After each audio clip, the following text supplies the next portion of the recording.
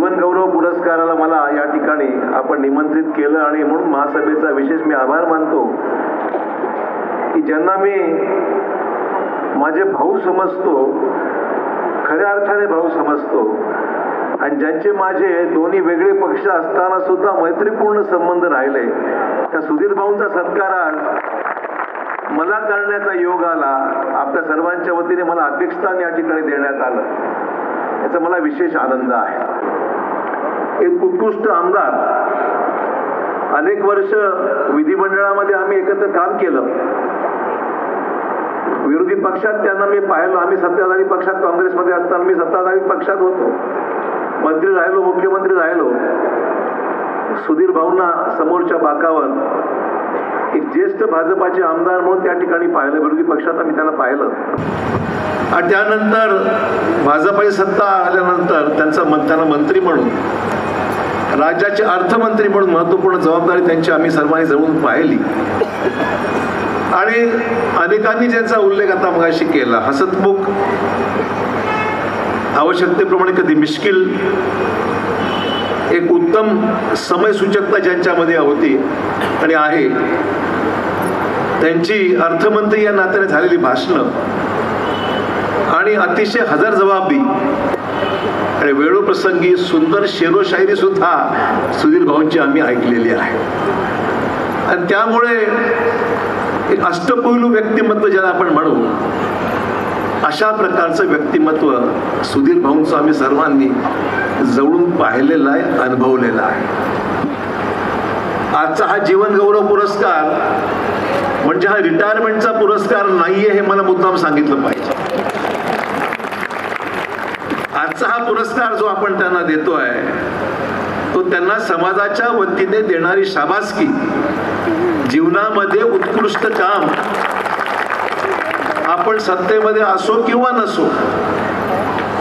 आणि खऱ्या अर्थाने मला हे मुद्दाम सांगितलं पाहिजे, मी असो किंवा सुधीर भाऊ असो, आम्ही त्या सगळ्या स्टेजच्या पार पुढेकडे गेलो आहोत, पलीकडे गेलेलो आहोत.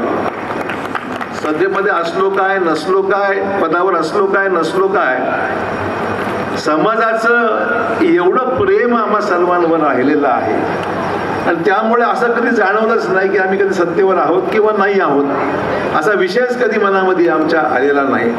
सदैव समाजाकरता काम करत राहणं, महाराष्ट्राच्या हिताकरता काम करत राहणं, आणि तेच खऱ्या अर्थाने आमची फार मोठी पावती आहे. मी तर विसरून गेलो, गादीवार मगाशी भाषणात त्यांनी उल्लेख केला, अनेकांनी मगाशी उल्लेख केला की आपल्या आर्यवैश्य समाजाच्या या बांधकामासंदर्भात काही प्रश्न आले होते. शिर्डीच्याही आपल्या त्या ठिकाणी असलेल्या समाजाच्या भवनासंदर्भातले काही प्रश्न आले होते. ते प्रश्न त्यावेळेस मागे लागले, मी तर विसरून गेलो होतो. पण तुम्ही त्याची आज आठवण केली, आठवण करून दिली की आमची फार मोठी कामाची पावती दिल्यासारखं आम्हाला वाटलं. म्हणून सुधीर भाऊंच्या बाबतीमध्ये अशीच गोष्ट आहे, त्यांनी खूप कामं केली. अर्थमंत्री या नात्याने महाराष्ट्राच्या विविध जिल्ह्यामध्ये जी विकासाची कामं आज पाहायला मिळतात, त्यामध्ये सुधीर भाऊंचा फार वरच्या क्रमांकावर त्यांचा नंबर आहे. अर्थमंत्री म्हणजे राज्याचं काय असतो हे तुम्हाला माहिती, पण आम्ही फार जवळून अनुभवतो. राज्याच्या चाव्या, राज्याच्या कुलपाच्या तिजोरीच्या चाव्या मुख्यमंत्र्यापेक्षाही अधिक जी सत्ता केंद्र म्हणू, सत्ता केंद्र म्हणणार नाही, परंतु अर्थ खातं म्हणजे तिजोरी तुमच्या हातात आहे. आणि ती तिजोरी सांभाळून वापरण्याची, त्या तिजोरीला व्यवस्थितपणे हाताळण्याची आणि तिजोरीतला पै ना पैचा हिशोब आपल्याला द्यावा लागणार जनतेसमोर, ती जाणीव ठेवून ज्या पद्धतीने सुधीर भाऊंनी हे सगळं प्रशासन हाताळलं, त्याबद्दल त्यांना सलाम करतो मी की चांगलं काम.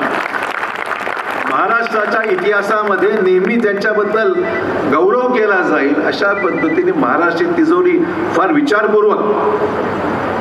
विचारपूर्वक हाताळली आणि समाजाला न्याय दिला. फक्त तुमच्या आर्यवैश्य समाजालाच नव्हे तर राज्यातील विविध घटकांना न्याय देण्याचं काम सुधीर भाऊंच्या कारकिर्दीमध्ये झालेलं आहे.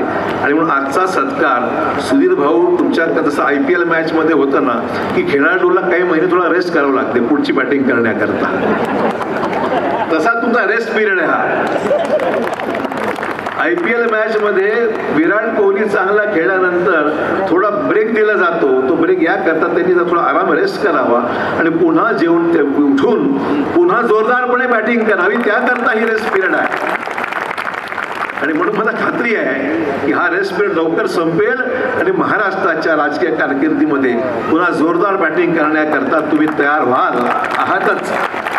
आम्हा सर्व मित्रांच्या तुम्हाला मनापासून शुभेच्छा आहेत. तुम्ही कोणाला दुखवलं नाही, तुम्ही चांगलं काम करत आहात आणि करत राहाल. तुम्हाला समस्त महाराष्ट्रातली संपूर्ण माहिती तुम्हाला आहे. राज्य चालवणं सोपं काम नाही आहे. राज्यातल्या विविध जिल्ह्यातले सामाजिक प्रश्न, समाजाच्या अपेक्षा, कामं करण्यासंदर्भात लोकांची पूर्तता करण्यासंदर्भात लोकांच्या वाढलेल्या अपेक्षा आपण पाहतो. प्रत्येकाला वाटतं की मला काहीतरी समाजाला मिळालं पाहिजे, कामं झाली पाहिजे. लाडकी बहीणसारखी योजना आपण महाराष्ट्राला दिली, पण पाहायला समाजातल्या गरीब घटकाला 1500 रुपये 2200 रुपयाची करण्यासंदर्भात निर्णय आपण घेत आहात किंवा आता 1500 रुपये देत आहोत. फार मोठं काम झालं. आपण रस्ते केले, पायाभूत सुविधा दिल्या, रेल्वे दिलं, विमानं दिली, शेतीचं काम केलं, वृक्षारोपण केलं, सगळी कामं झाली. पण समाजातल्या त्या गरीब महिलांना सुद्धा आम्हाला काहीतरी मिळालं पाहिजे. आम्ही कष्टकरी आहोत, आम्ही आहोत गरीब कमी आहोत, मोठ्याच्या श्रीमंताच्या विषय नाही आहे. जो गरीब आणि कष्ट करू ज्या महिला आहेत त्यांना सुद्धा आपण विसरला नाहीत. हे जे काम जे केलंय ते तुम्ही अर्थमंत्री या नात्याने सुद्धा तुमचं योगदान आणि तुम्ही मंत्री या नात्याने सुद्धा तुमचं योगदान हे महाराष्ट्र कधी विसरणार नाही. एवढं जोरदार काम तुमच्या कारकिर्दीत तुम्ही केलेलं आहे.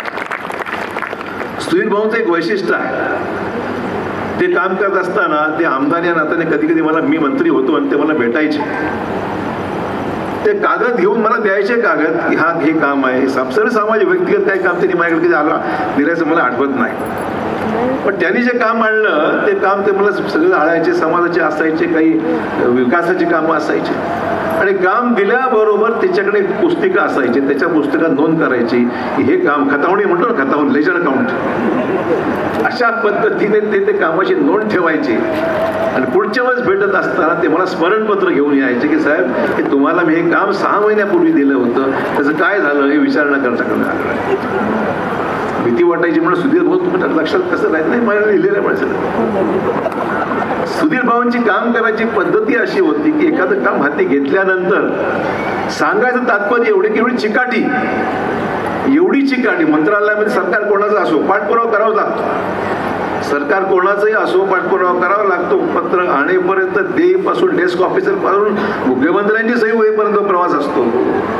तो प्रवास हा प्रत्येक लोकप्रतिनिधीला जावं लागतं, की काम करावं लागतं. लोकांना वाटतं की काम का होत नाही, वर्ष झालं, 6 महिने झाले, वर्ष झालं, काय कामच लागत नाही. पण त्याचा जो प्रवास असतो तो प्रवास आमदारांना माहिती असतो कसा करावा लागतो. आणि त्यामुळे सुधीर भाऊंची जी कार्यपद्धती होती, काम करून घेण्यासंदर्भाचा हातखंडा, सभागृहात मिळून घेण्याचं आश्वासन आणि त्यातूनही काम मार्गी लागेल अशा पद्धतीने लोकांना खात्री आहे की सुधीर भाऊंनी एखादं काम हाती घेतलं म्हणजे 100% होणार म्हणजे होणार. अशा प्रकारे सुधीर भाऊंच्या बाबतीमध्ये एकंदरीत एक खात्री लोकांच्या मनामध्ये राहिलेली आहे. आणि म्हणून एक टीम एफर्ट म्हणून ज्याला म्हणू त्या पद्धतीने त्यांनी अनेक प्रकल्प हाती घेतले. वृक्ष लागवडीचं फार मोठं आव्हानात्मक काम त्यांच्या काळात झालं. एकीकडे वृक्ष तोड होतंय, दुसरीकडे त्यांनी लावण्याची फार मोठ्या प्रमाणावर चॅलेंज स्वीकारून महाराष्ट्रामध्ये वृक्ष लागवडीचं मोठं उद्दिष्ट त्यांनी साध्य केलं. नांदेडला आम्हाला बांबू ट्रेनिंग सेंटर जे मिळालं ते सुधीर भाऊंच्या मदतीमुळे मिळालं हे मला मुद्दामहून सांगितलं पाहिजे. बांबू ट्रेनिंग सेंटर असो, त्यांनी चंद्रपूरला चाललं ते पाहिलं आणि मी म्हणलो बा तिकडे असेल तर आपल्याकडे का होऊ नये. त्यामुळे ते बांबू ट्रेनिंग सेंटरचं काम असो, बाकी महाराष्ट्रामध्ये अर्थमंत्री नात्याने अर्थसंकल्पात केलेली विविध तरतुदी असो, या सगळ्या कामामध्ये त्यांचं खूप योगदान मोठं आहे. आणि महाराष्ट्रातील योगदान कधी विसरू शकणार नाही हे मला या ठिकाणी मुद्दाम आवडून सांगितलं पाहिजे. आणि त्यामुळे विद्यार्थी चळवळीपासून ते 5 वेळा आमदार, आधी 1 वेळा आमदार होणार, 2 वेळा आमदार सोबत 5-5 वेळा आमदार होतो. म्हणजे चंद्रपूरच्या जनतेचे किती वेळा 7 वेळा, सॉरी माझी गणती चुकली, 7 वेळा आमदार, 7 वेळा आमदार सुधीर भाऊ होतात. खरं म्हणजे चंद्रपूर जिल्ह्यातील लोकांना सलाम केला पाहिजे की महाराष्ट्राला कर्तृत्ववान आमदार, मंत्री, अर्थमंत्री म्हणून देण्याचा खऱ्या अर्थाने मान जो असेल तो त्यांचा आहे की त्यांनी सुधीर भाऊंच्या चांगल्या क्वालिटीज ओळखल्या, नेतृत्व करणारा नेता या ठिकाणी दिलेला आहे. याबद्दल मला त्याच्याबद्दल त्यांचे आभार मानले पाहिजेत. आमचे दुसरे सहकारी समीर भाऊ कुणावार ते समाजाचं प्रतिनिधित्व करतात. त्यांचे काम योगदान एक उत्कृष्ट संसदपटू म्हणून सभागृहामध्ये अनेक आमदार होतात. खऱ्या अर्थाने समाजाला किंवा समाजामुळे महाराष्ट्राला न्याय देण्याची भूमिका, महाराष्ट्राचे प्रश्न संसदेमध्ये, विधानसभेमध्ये, लोकसभेमध्ये मांडणारे आमदार, खासदार हे फार क्वचित आपल्याला पाहायला मिळतात. आज ती टीम वाढत चालली, मला आनंद आहे, ती संख्या वाढत चाललेली आहे. आणि गुणावारजींचं व्यक्तिमत्वच असं आहे की त्यांना सुद्धा विधिमंडळामध्ये चांगलं काम करण्याचा एक मान सन्मान, उत्कृष्ट संसदपटू म्हणून त्यांचा उल्लेख हा अनेक वेळा अनेक ठिकाणी झालेला आहे.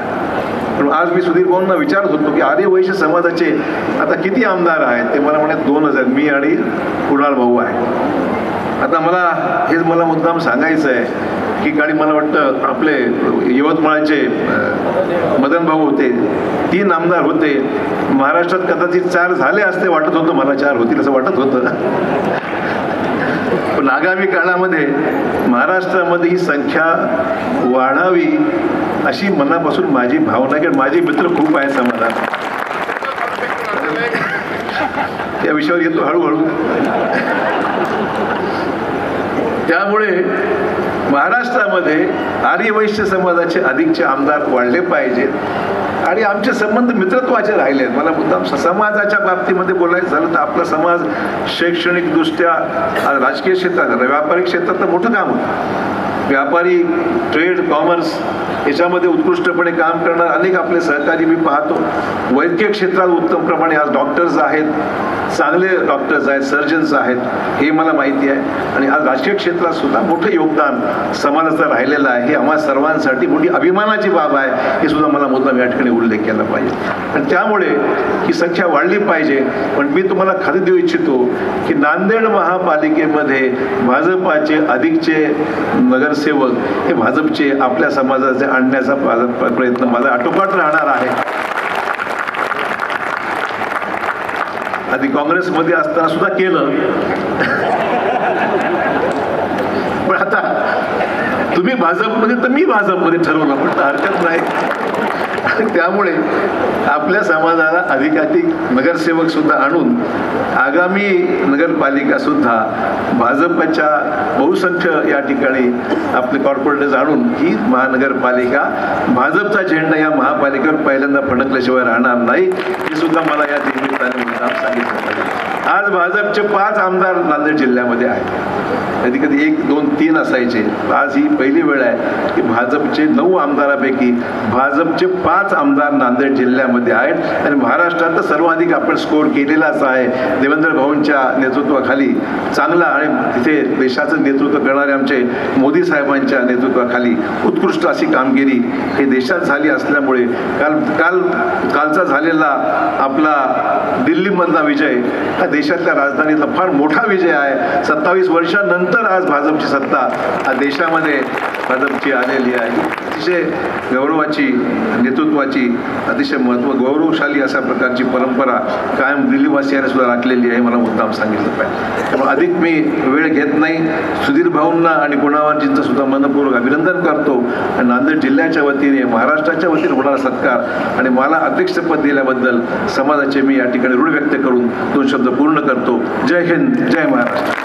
धन्यवाद सर. आपल्या